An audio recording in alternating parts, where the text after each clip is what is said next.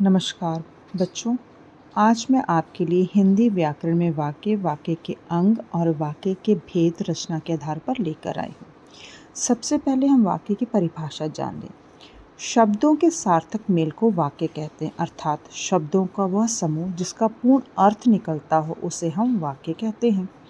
उदाहरण से समझते हैं। बिल्ली मेज पर बैठी है, उमा सितार बजा रही है, मोहन खेल रहा है, सोहन बाजार जा रहा है आदि। वाक्य के दो अंग होते हैं, उद्देश्य और विधेय। एक एक करके हम इनकी परिभाषा जान लें। उद्देश्य, वाक्य में जिसके बारे में कुछ कहा गया हो उसे उद्देश्य कहते हैं। विधेय, वाक्य में उद्देश्य के बारे में जो कुछ कहा जाए उसे हम विधेय कहते हैं। अर्थात उद्देश्य वाक्य का वह अंग होता है जिसके बारे में कुछ कहा जाता है। उद्देश्य के बारे में जो कुछ कहा जाता है वह विधेय होता है। उदाहरण से समझते हैं। मेरा भाई होशियार है। अब मेरा भाई इसमें उद्देश्य हुआ और विधेय होशियार है। सुरेश को बुखार है।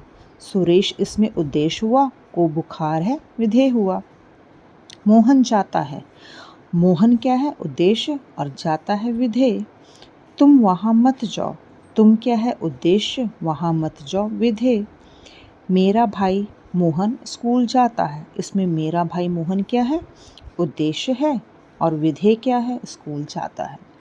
अब रचना के आधार पर वाक्य के 3 प्रकार होते हैं, एक एक करके हम जान लें। पहला क्या है? सरल या साधारण वाक्य, दूसरा है संयुक्त वाक्य और तीसरा है मिश्रित वाक्य। अब इनकी परिभाषा देखें। सरल या साधारण वाक्य, जिस वाक्य में एक उद्देश्य, एक विधेय हो, वे सरल वाक्य कहलाते हैं। जैसे गरिमा गीत गा रही है, इसमें एक उद्देश्य है गरिमा और विधेय एक है गीत गा रही है। वीरेश ने पुस्तक खरीदी, वीरेश क्या है? उद्देश्य है, ने पुस्तक खरीदी, विधेय है। अब संयुक्त वाक्य, जिन वाक्यों में दो या दो से अधिक स्वतंत्र वाक्य किसी समुच्चय बोधक से जुड़े हों वे संयुक्त वाक्य कहलाते हैं। उदाहरण से समझते हैं। राम प्रातः जल्दी उठा और पार्क में घूमने गया। आप चाय लेंगे या ठंडा पिएंगे? मैं स्कूल गया और पढ़ा आदि। अब संयुक्त वाक्य की पहचान कैसे करें? इन वाक्यों में देखेंगे आप और, एवं, फिर, तथा, लेकिन, परंतु, या, अथवा, किंतु, इसलिए, अन्यथा आदि रहते हैं। ये वाक्यों को जोड़ने का काम करते हैं। ठीक है।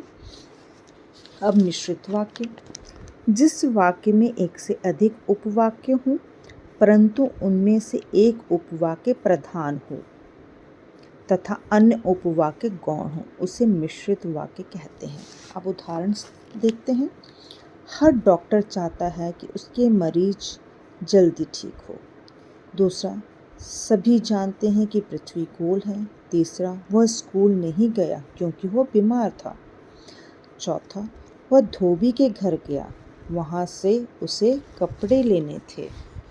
अब उपवाक्य किसे कहते हैं? वाक्य से छोटी इकाई उपवाक्य है।